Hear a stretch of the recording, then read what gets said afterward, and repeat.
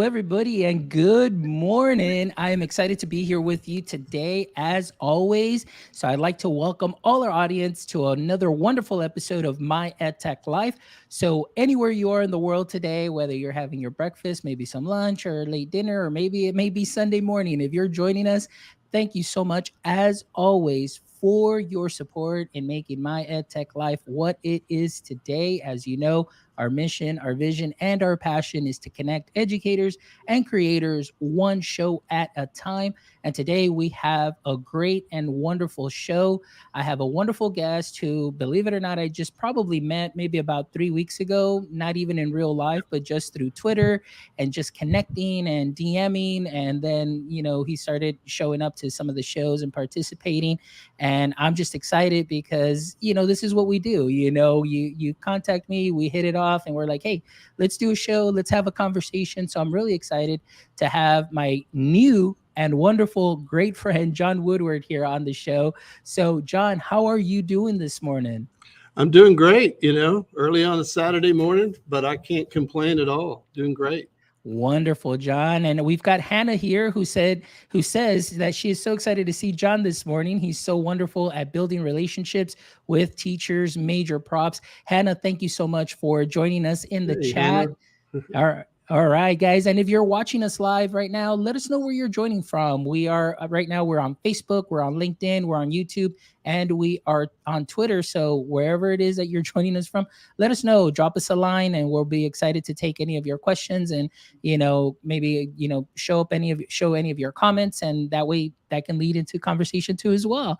So John, before we get started and we get into this conversation that I really have been looking forward to, because when you and I connected, it was really just kind of asking questions, hey, how do you do this or this and so on. And then after that, just seeing your passion for technology and also just making connections and building relationships. We'll get into that in just a second. So I'm excited to get into that meat of the conversation. But before we do that, for any of our audience members that are watching, those that may be on social media that may not be familiar with who you are yet, can you give us a brief introduction and share a little bit about what your context in education is? Be happy to do that. In fact, I spent some time thinking about this, and you call it an origin story, but it's not a straight line. So I did a little graph, and I dialed up a little graphic and kind of charted out my path to education. So if I can share my screen there, that's what it looks like. Not straight, a little backwards, a little forwards, but that's kind of where it's at. So let me explain, what that means. I didn't get into education until I was just shy of 40, and came out of college with a degree in psychology, headed to grad school and going to do the psychologist thing, or so I thought. And it just didn't happen that way. So I found myself for the next 10 years in graphic design and advertising, and didn't go to school for that, but I ended up doing everything from accounting to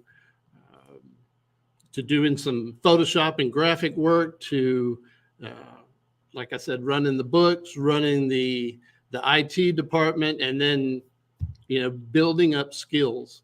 And so I would call my path, as I describe it, a collection of experiences. I went from there to fundraising for a school to help build a private Catholic school here locally.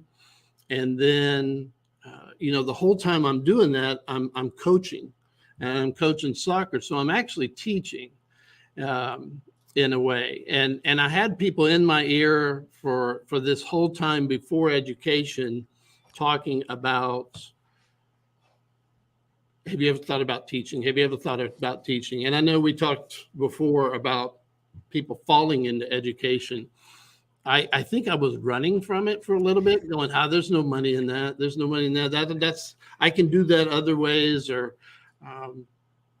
I ended up as you would describe it, kind of fallen in love with the process of teaching others and realizing I had been doing that all along, and was kind of kidding myself. And the way I got into education, if I had to take another little chart with the squiggly lines and the crooked path, is another collection of experiences, because I started in education as a substitute. I did my alternative certification, went to paraprofessional, went to teacher, went to a STEM lab with Project Lead the Way teacher, assistant principal, and then in EdTech.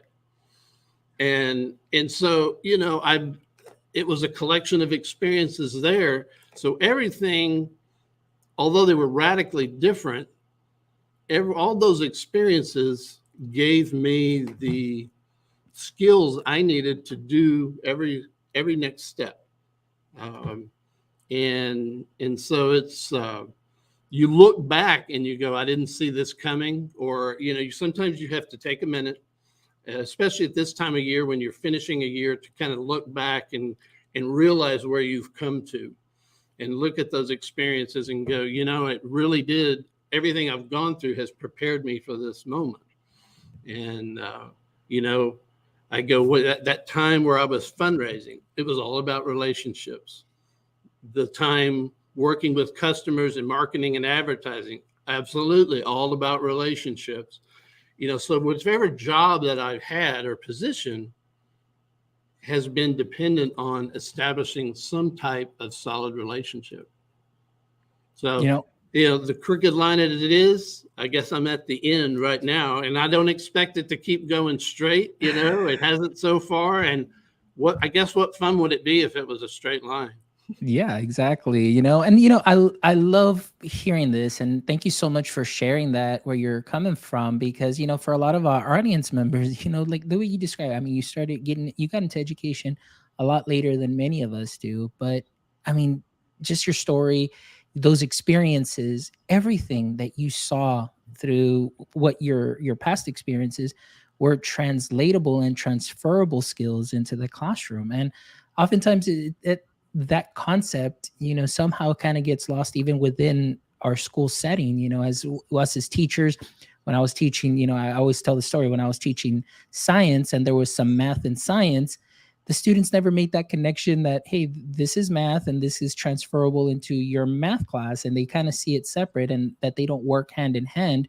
But your story is just great, that everything that you did, from the fundraising, which is community engagement, building relationships, when you come into teaching, and it's the same thing, building relationships with your students, personalizing their learning, building relationships with staff, and so on. And now, you worked your way up, and now you are a digital learning coach. So I'm curious to know, you started a little bit late in education. You went through all of those layers, which I think are a wonderful experience, because you got to see things through many different lenses, and that is a huge advantage. So now tell me how you landed from going from teacher into that digital learning coach, and maybe that first experience. How I landed into this position is just that. I landed in. I think because of my background in particularly in graphic design and advertising, I had a technology, it's heavy technology. And so I had an affinity for that. I think working with people and working with the technology always had an appeal to me. And as, like you said, I was able to get many different perspectives in my different roles. And I think through that, I began to get clarity on what I would like to do in education. And that came down to, number one, helping people was the bottom line. Whether it was students or adults, the passion comes from helping people. EdTech was kind of the icing on the cake, if you will.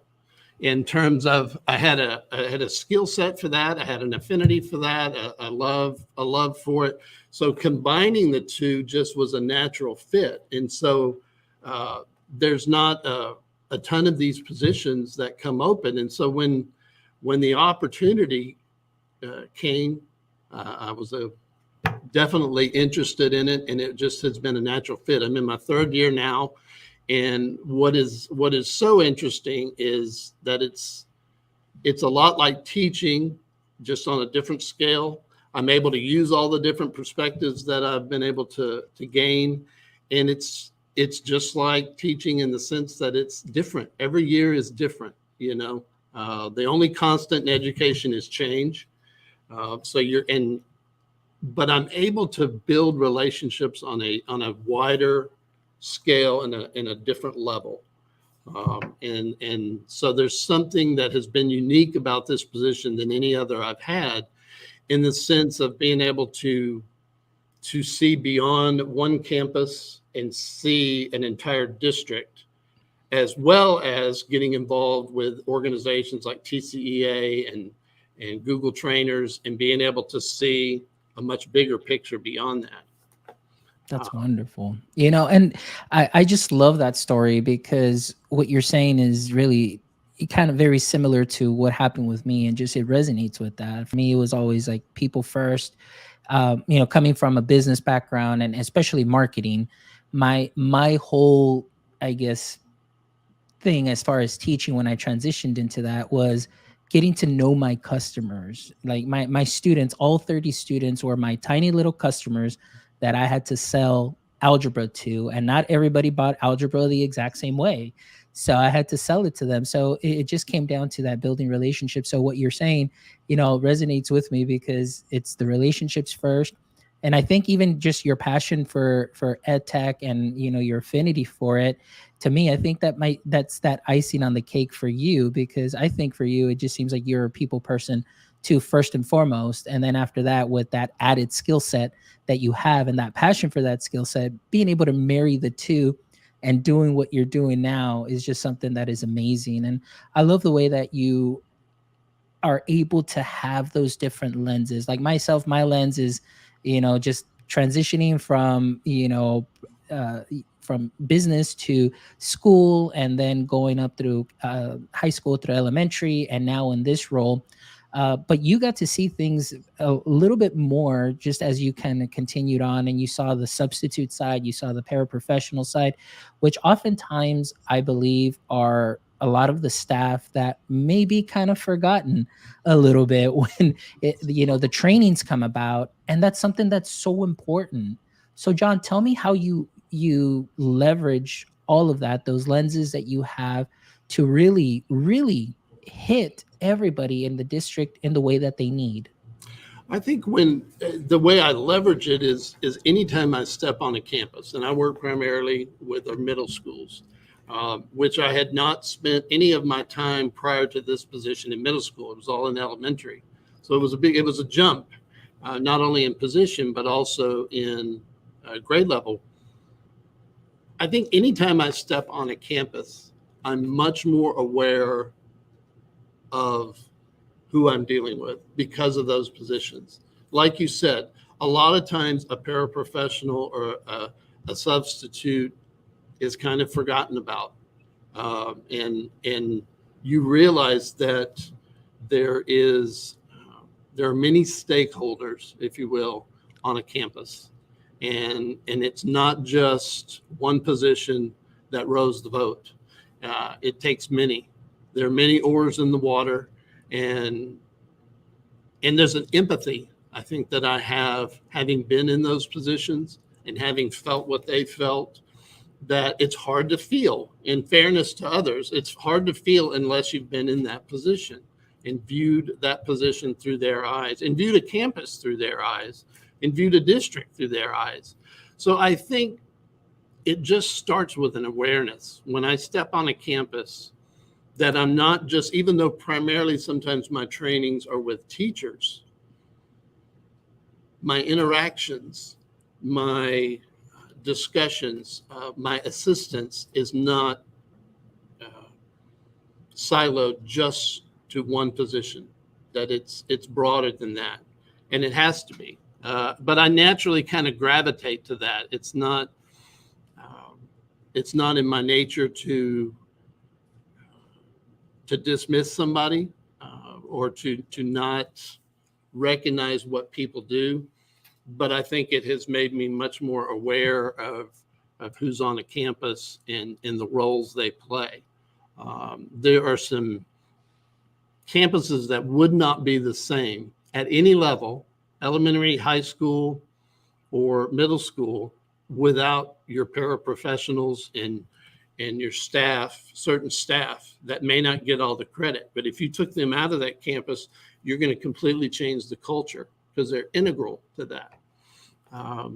And so I think it's just, I would be I'd have a lot more blinders on when walking onto a campus if I had not had these other positions.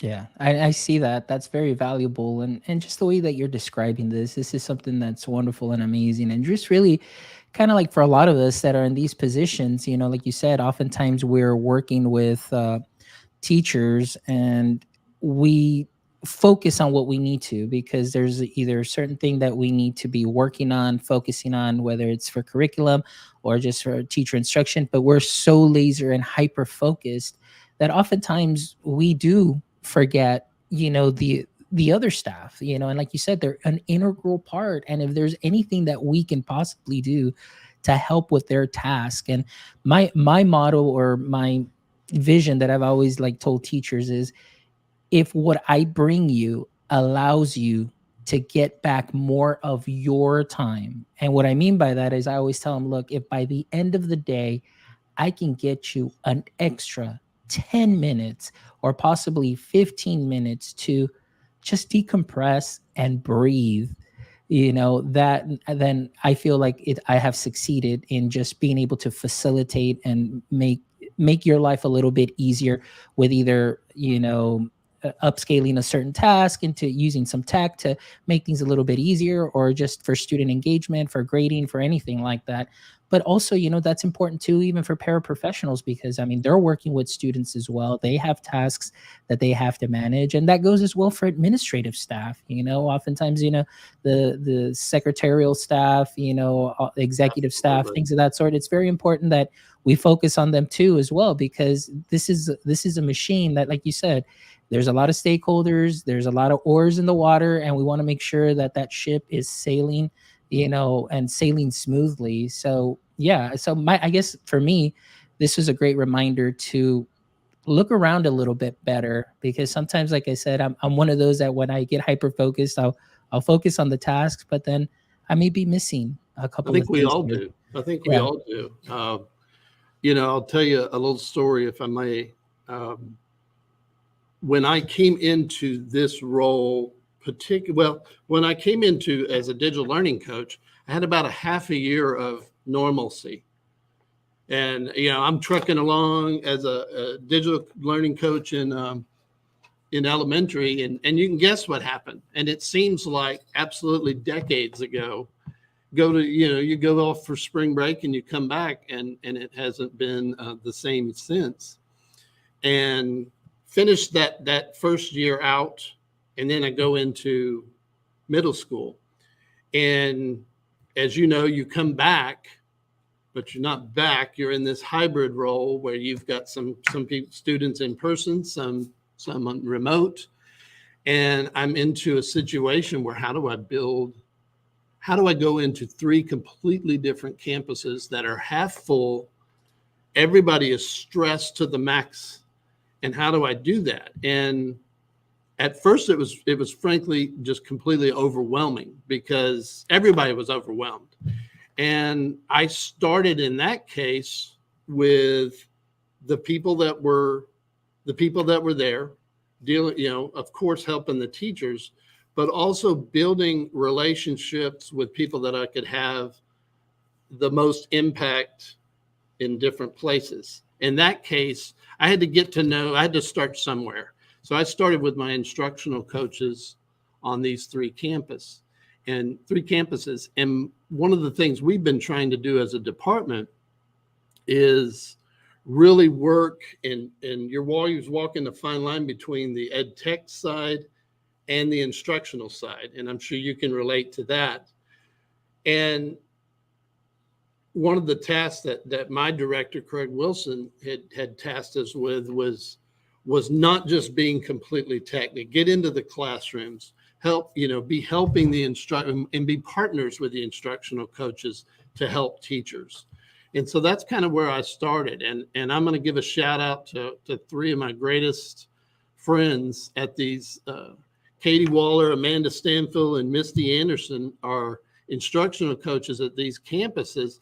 And I credit them with allowing me to kind of enter their world and balance the ed tech and the instructional. And that relationship has blossomed into being able to establish more relationships on that school, that partnership on each of those campuses. I think when you can develop good relationships and you get a good foundation, then the sky's the limit. Excellent. And so I really credit those three and with allowing me to have the opportunity to establish a lot more relationships with different stakeholders on these campuses than I probably would have without them. I know that's a fact. And that's so important, John. I think, the relationship aspect, but that collaboration, and most importantly too, just building that trust. Oftentimes, in education, you can always feel like, oh, if somebody's here, then that means we're either doing something that maybe isn't as good or so on. But, making those connections, but also providing kind of like that psychological safety and saying, hey, look, I am here to support you.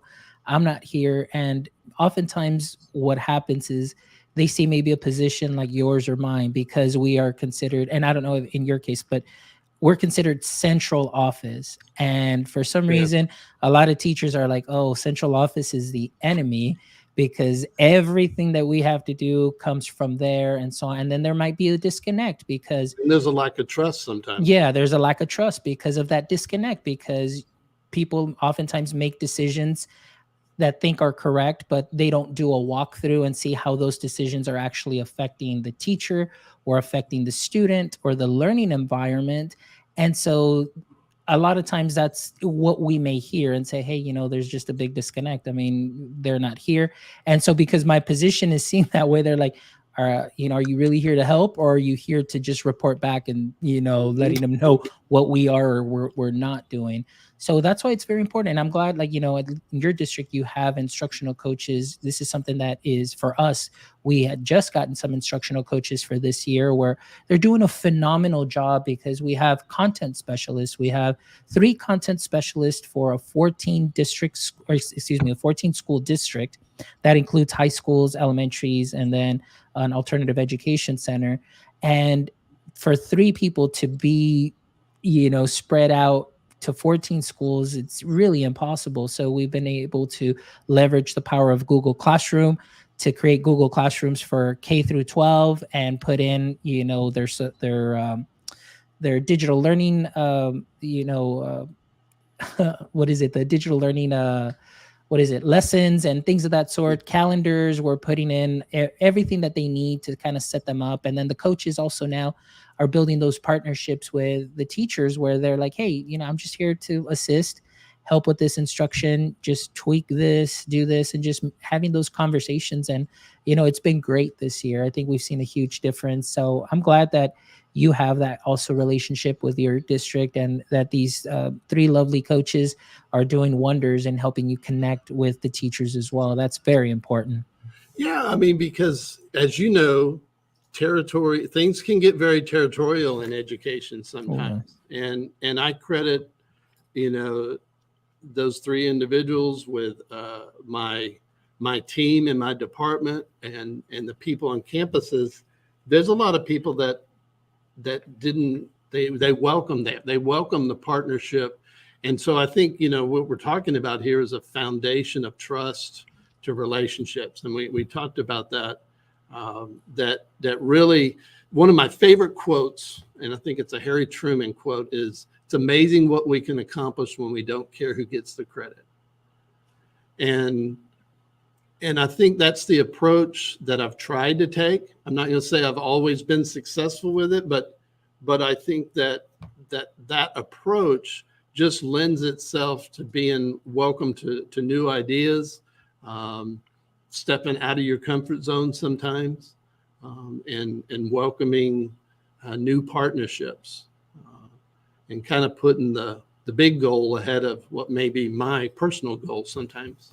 Yeah, and that's very important. Like you said, just those partnerships. And again, really, in reality, we always say, and this is what we hear a lot. We're here to help the children. We're here to help, the educators. But sometimes, like you said, our personal, kind of visions or our personal things kind of sometimes come ahead of that, and then we kind of forget, and then somewhere along the way, that message is jumbled. So, I'm glad that we're having this talk, because it's relationships. Really, I think that's where it starts. And I know and I'm not sure if you're familiar with Josh Tovar. Josh Tovar is a principal, and he's in a lot of these chats and so on. And Ryan Scott, their thing is always connections before content. Absolutely. And that's where we're working with students. But I think that applies anywhere within a school district, whether you're working as a digital learning coach, whether you're an assistant soup of student services or assistant soup of curriculum and instruction, or even the superintendent. It's got to be connections before that content, because people have to buy into you first before they buy into what you're going to be sharing. So definitely something that's very important. It's a bit of a Maslow's deal. Maslow's hierarchy is you start with basic, and I think those basic needs have to be met. You put it, obviously in education, your primary beneficiary has to be the students. But you also have to see that my interactions and my relationship, having a good relationship with the secretary on a campus or another one, does affect that. You may not always see it, but it does affect that, because it's not just one or two things that makes the world go round in education or on a campus. Yeah, and that's true.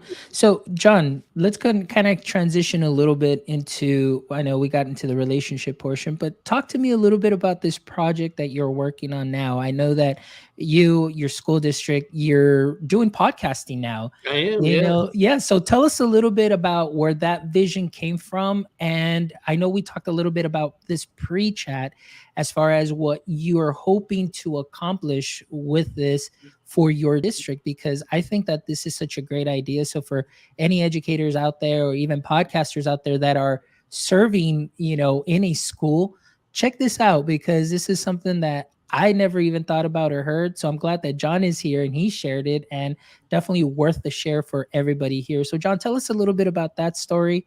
And again, getting into that goal that we kind of talked about at the beginning. Okay, sure. I started the On the DL podcast. We're just finishing up our third year with that, and it's still a work in progress. I credit you with a lot of ideas that I have going forward with this podcast in terms of what you're doing, because you have such a well-produced show that I think it's given me a lot of ideas. But how it began is, again, you and I think we talked about this, that relationship piece. I enjoy talking to people and getting their stories, and taking somebody that I've read in blogs and on Twitter and books, and talking to them and having those conversations. So it kind of started there, and really was just kind of that. And I wanted to, as part of that, help our department bring some of that knowledge in, so I could share that outside of the department into the rest of the district and anybody else that would listen. And it's kind of grown from there. And then the more I've done it, the more I've kind of enjoyed the process, and not just the technical process, but the conversations, and having more and more of those conversations. And one thing has kind of led to another. What you're referring to in terms of the project that I'm working on is, I think one of the things in anything you do, particularly in a podcast, is you try to figure out what's your why. Why are you doing it? And I think I've always tried, whether I'm picking out trying to get a guest on the show or whatever I'm talking about, how is it going to benefit the people in my district? And it always has to be the question. Running a district podcast within my department, I think that's what I'm responsible to do.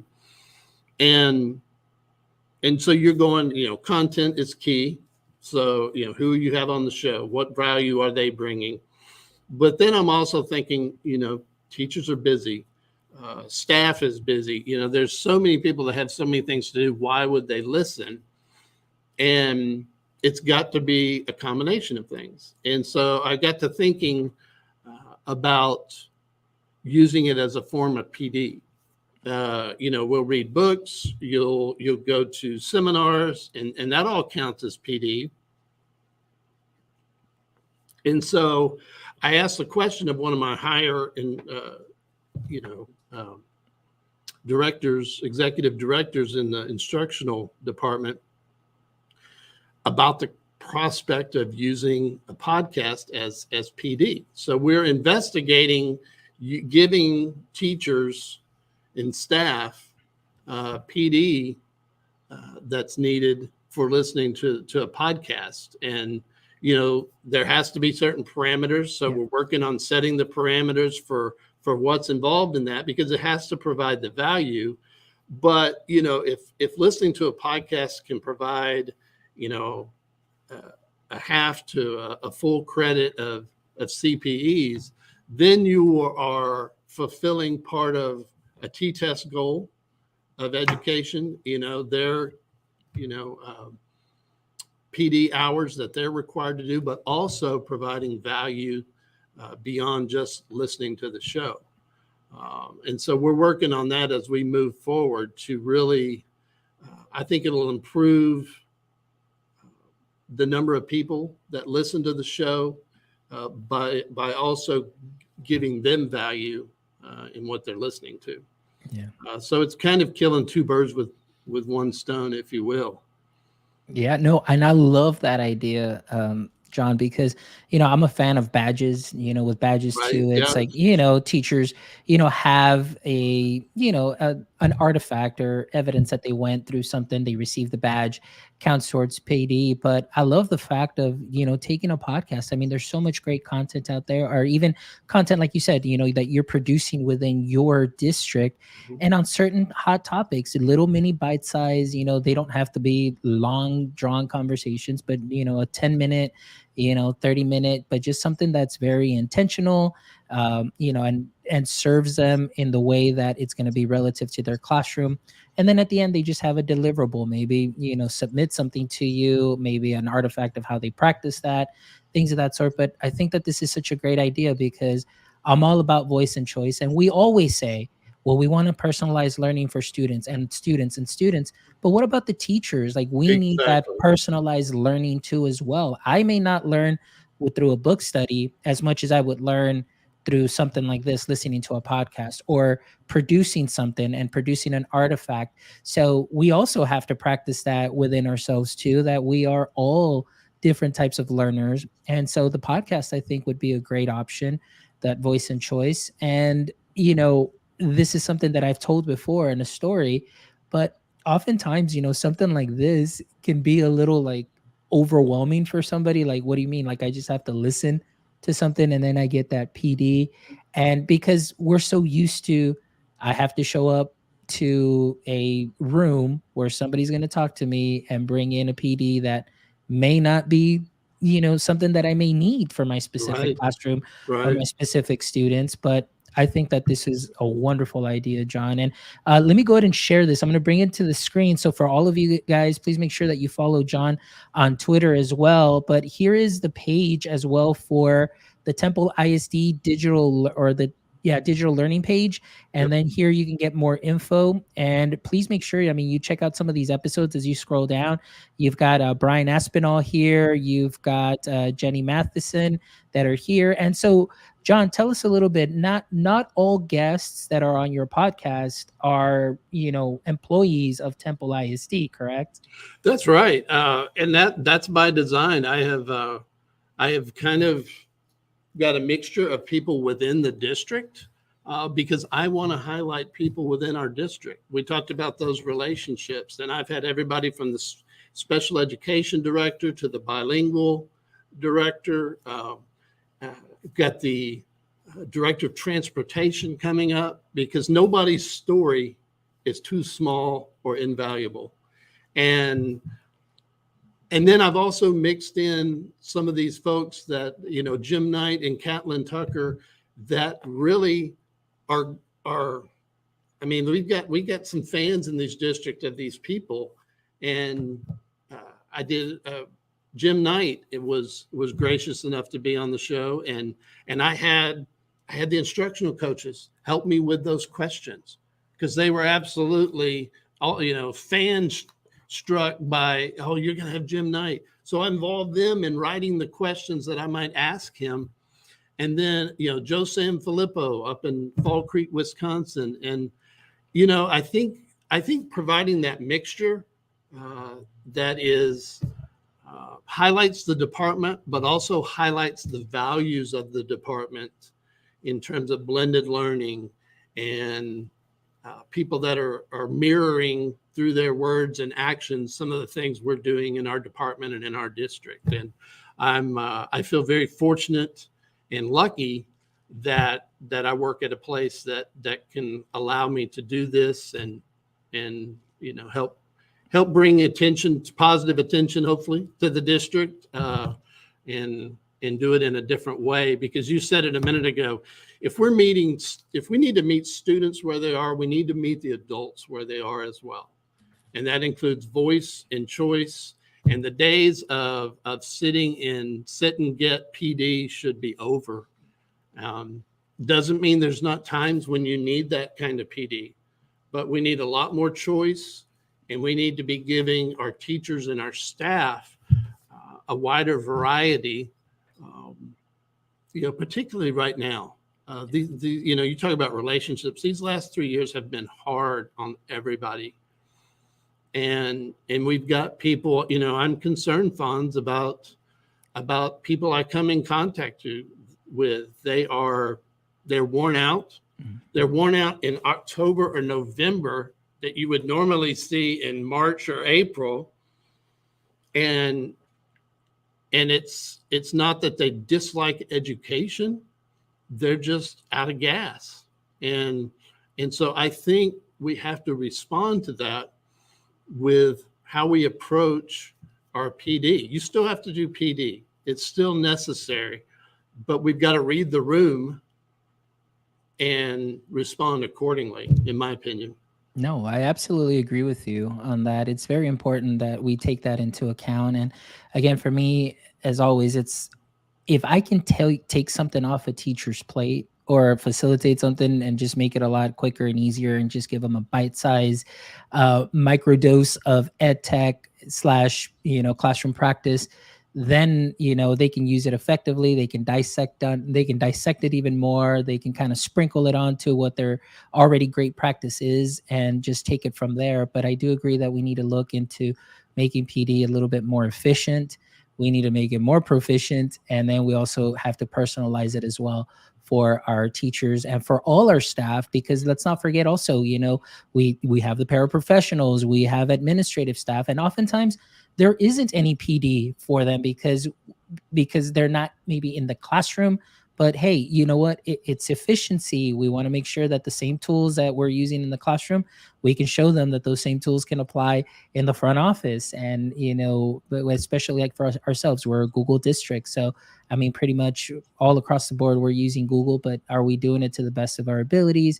Things of that sort. And so I like the way too, that going back to what you said, going into a school and really kind of reading that room too as well, and then just taking it from there and making some notes and trying to come back and see what it is that we can do to make things a lot better for our teachers, and in serving them, because we are in that customer service.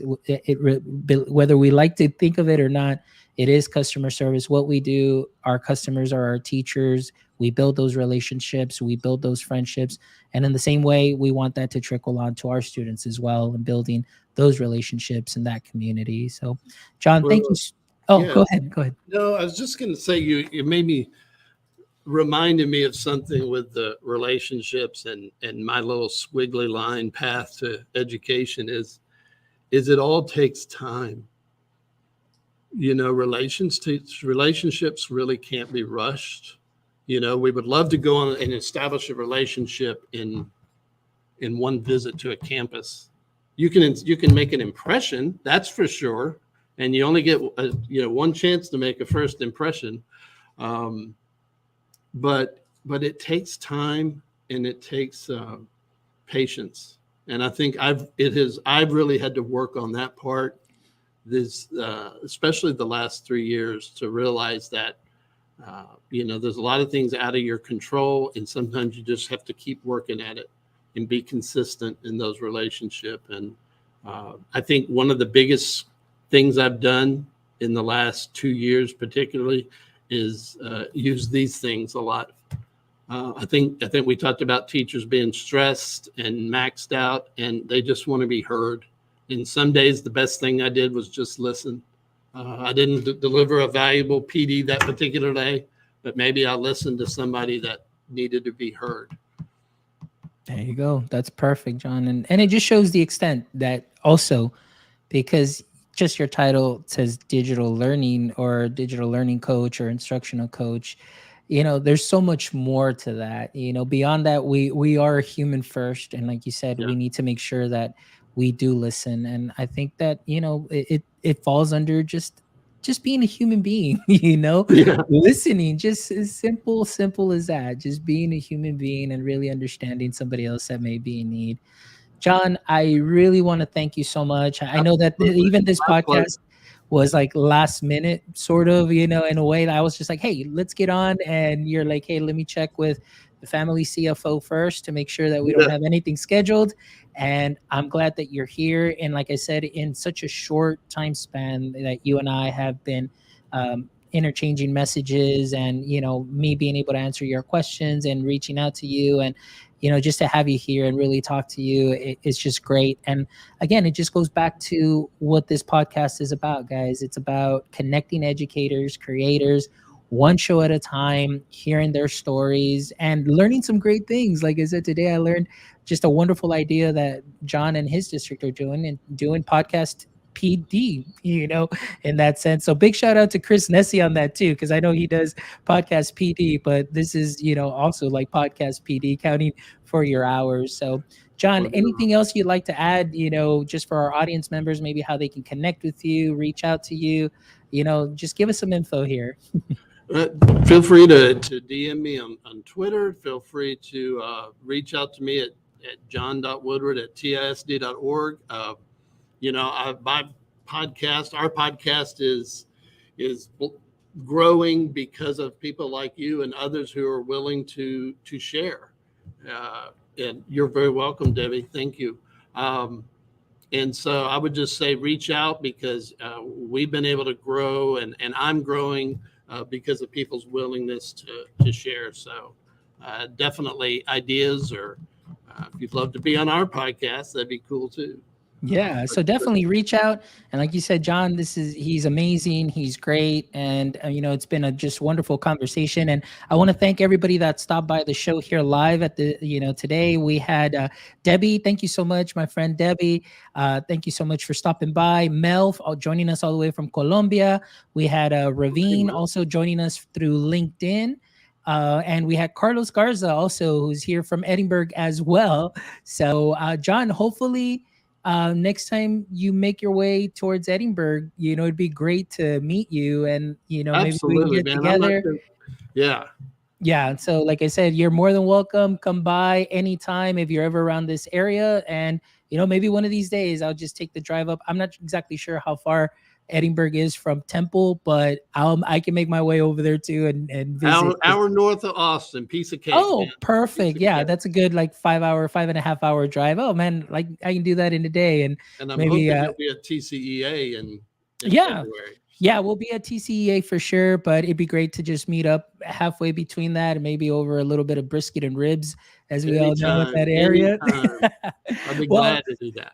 excellent. Well, John, thank you so much as always for being here on the show. I'm really excited to really get to sharing this show and posting it up shortly. And as you all know, guys, once the show goes up, you will see John's contact information. You'll see his profile. Please make sure you follow him on Twitter, DM him. He's amazing. He's very accessible. And as you know, he has a heart of service also as well and willing to help. Also, make sure that you check out the podcast as well, for TISD. Check out that page, follow them. And again, I encourage you, just hop on, be a guest, because there's no story too small. There's no story too big. Everybody can learn from one another. And that's the power of connections. So that's what we're trying to do here. And as always, thank you so much for your support and making My EdTech Life what it is today. Please make sure you check out our website at myedtech.life, myedtech.life. Give us a review. Drop us a message. Let us know what we're doing great. Let us know what we can improve on. And if you have any guest suggestions, please make sure you DM me, share it. I'm accessible. I'll be more than happy to help in any way, shape, or form. If you have any podcast questions as well, let me know. That's what I'm here for. So thank you guys so much for joining me and joining John this beautiful Saturday morning. And as always, my friends, don't forget. Oh, go ahead, John. Do I get to ask my question? Oh my goodness. Yes. I don't know why I got so excited. Like it was just so weird. All right, guys. Well, let's I go didn't mean ahead to interrupt you though. No. You know what? Let's do one of these, John. Thank you. Let's do one of these. So for all the audience members watching, we've got the squiggly line where I can jumped way ahead and I completely forgot about that part of the show. And it was because I got so excited about that podcast PD. But all right, here we go, ladies and gentlemen. This is what everybody's favorite part of the show is. So here we go. Last 3 questions. Question number 1, John. In the current state of education, what would you say is your current edu kryptonite? Oh man, I had to think on this one. I would say and I checked it and I think it is a word. If not, I'm creating one today. Inauthenticity. Ooh, nice. In the spirit of talking about relationships, I think you've got to be authentic. You've got to be authentic with yourself and with others. And I think there's a real disconnect when people are not who they seem, and being consistent with your actions and your values. And I think we all have times when we're maybe not the best at being as authentic as we'd like to be, but that's something that definitely weighs me down sometimes when you run into that inauthenticity. Wow. That is really good. And I was checking it out too here on Google. I put in authenticity just to make sure, because you never know. And I was like, hey, maybe he did invent a word, but it says here, just says not genuine or authentic. So we're okay. We're good. Okay. It is a word. I didn't offend some English teachers out there. But that was a really great answer, John. Thank you so much. You bet. You're absolutely right. That is something that we do need to be just on the day-to-day basis. Be authentic, be genuine. And, that's something that I appreciate about a lot of the guests that do come on is they're just completely genuine and authentic and, just sharing your stories. So thank you. Next question. If you could have a billboard with anything on it, what would it be and why? Okay, so it would not have my face on it, but it would have 4 things. Don't give up, which is from one of my favorite Winston Churchill quotes. It's not the critic who counts, which is from a Teddy Roosevelt quote from The Man in the Arena. So don't give up. It's not the critic who counts. Laughter is the best medicine. And last but not least, fail forward. There you go. I like that. That can actually fit on a really nice billboard. I can see that, just hashtags, and I can see those hashtags trending also as well. So that's a great answer. All right. Now, from one fellow podcaster to another. All right. So, John, so let's pretend that this morning this was your show and I was a guest on your show. What would be one question you'd like to ask me? I had to stop myself. Well, I'm going to ask it anyway. It's not the question I'm going to ask, but it was about the hair because I was like, man, Fonz's hair is like Bitmoji good. It's. I was like, I'll never get to that, but I was like, consistent. You're consistent every episode. You've got that hair going, and I was like, all right. So I'm not going to ask him about that because I can't achieve that level of hair. There you go. There's no difference between other than maybe the goggles between that and the sticker. Um, my question would be this, Fonz: if you could interview two people in history, one from the past, one from present time, who would they be? Okay. So my first person that I would interview from the past would actually be a substitute teacher whose name is Mr. Rodriguez, who he passed maybe about 3 years ago. But Mr. Rodriguez made such an impression on me my freshman year in high school. He would substitute for my biology teacher, and every time that he came in, that lesson plan went out the window because he was a former teacher himself. And he was a former science teacher, at that same school. But when he would come in, he would just drop these nuggets of knowledge that were unforgettable.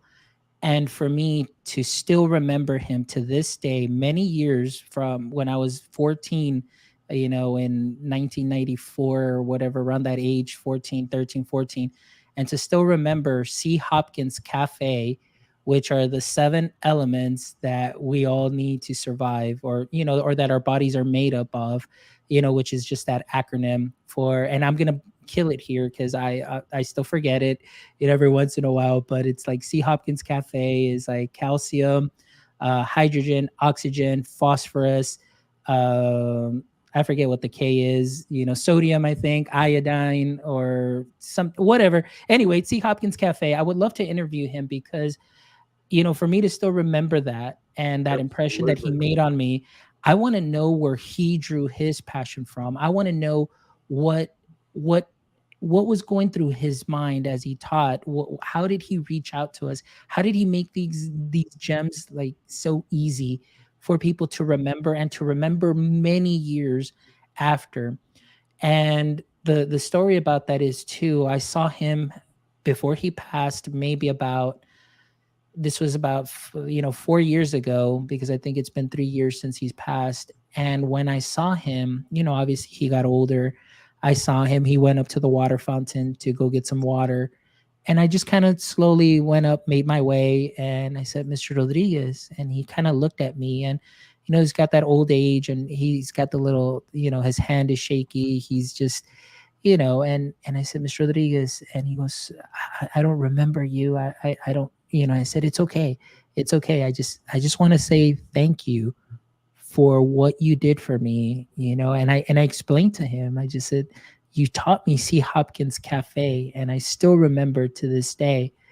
And his eyes teared up. And that's when I knew that this is what teaching is all about. When you have somebody that you have made an impression on just come up to you many years later in life and say, hey, because of what you said, or because of what you did, or because of what you taught, here I am now. And again, I would just would like to get into his heart, into his head, and see what he do it. So that's in the past. In the present, who would I love to interview? Currently, I would probably say that I would love to interview. Geez, there's so many people that I want to interview that if I could just toss out right now.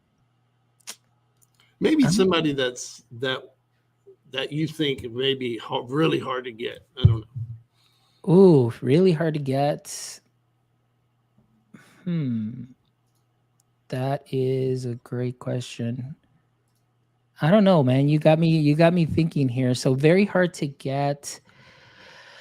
Who? Jeez. I don't know, man. I I would have probably said, I've been trying to get a hold of Kathy Hackle, and she's been definitely very hard to get, and really because of my passion that I have for AR, VR, and the metaverse and things of that sort. And I've reached out a couple of times, but I know she's very busy, and she's running companies and she's traveling all around the world. But if I can get Kathy Hackle, and I actually have her book here. So just in case, throwing it out there, There you uh, go. There you go. throwing it out there right there, Kathy Hackle, if I can have just 30 minutes just to pick her brain and just ask her more about the metaverse, the future of work, but help tie in the future of learning, because it's very important too that as teachers we always equip ourselves and at least have those conversations of what may be coming and see how we can start prepping ourselves. So, Kathy Hackle, if this gets to you some way, some shape, or form, John, I don't know, maybe you can work some magic, 6 degrees of separation somehow You never between all know. of your amazing guests that you've had. And Kathy Hackle, I definitely appreciate that. But those would be my two people that I would interview, my one from the past, Mr. Rodriguez, and my one in the present, Kathy Hackle. You need to let me know if she contacts you on that. Yeah, for sure. Yeah. You know what? Maybe we can do like a tag team podcast. Okay. It could be us three and we can go ahead and just have that interview, because it's important that, for me, that we have those conversations about the future of learning. Well, and All right. I appreciate you bringing up your substitute. I think that that speaks volumes about you, and then there's just there's Joe Sanfilippo talks about these 30-second moments, Yeah. and life's about 30-second moments, and you can't always choose who a moment somebody's going to pick. And the moment to that gentleman, was, Yeah. you know, Yeah. It was great. Well, John, thank you so much. I really appreciate you. This has been an appreciate you having awesome, me. awesome conversation, and I'm just really excited. And I'm really thankful too for our new relationship too, and being able to meet you and being able to talk to you, and just seeing a lot of commonalities that we have, and myself learning a lot from you as well. And so I'm just really excited, where this connection can go ahead and take us both to that next level, and to continue to collaborate and see what else we can do to continue to help each other. Because as always, that's the purpose of my EdTech Life, connecting educators and creators one show at a time. And we definitely want to move the needle forward in the education space. So thank you again for being a guest. And guys, I already did the outro prior to the outro, but I got overexcited. But again, just visit our website, myedtech.live, check out our past episodes, drop us a line. Thank you as always for your support. I really appreciate you all. And don't forget, my friends, until next time, as always, stay techie.